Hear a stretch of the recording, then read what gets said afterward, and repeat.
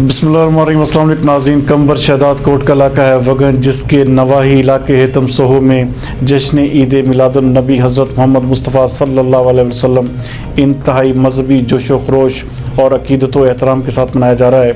हमारे नुमाइंदा खसूसी अली गुल मुगहरी के मुताबिक इस मौके पर आलम दीन हाफिज़ गुलाम मोहम्मद सोहो का सालाना उर्स मुबारक भी मनाया गया। इस प्रोग्राम के मेहमान खसूसी अहले सुन्नत जमात के रूहानी पेशवा सैयद गुलाम हुसैन शाह अल मारूफ कंबर वाले साईं ने इस जलसा में खसूसी तौर पर शिरकत की। उनके खसूसी खिताब के दौरान आशिकान रसूल की जानब से मरहबा या मुस्तफ़ा के फलक शगाफ नारे भी बुलंद किए गए। इस बाबरकत प्रोग्राम में सैयद गुलाम हुसैन शाह कंबर वाले साईं ने आशिकान रसूल से खिताब करते हुए कहा कि रबीउल अव्वल का बाबरकत महीना आकाए दो जहां हज़रत मोहम्मद सल्लल्लाहु अलैहि वसल्लम की आमद का महीना है, जिसके लिए ये कायनात और दुनिया वजूद में आई।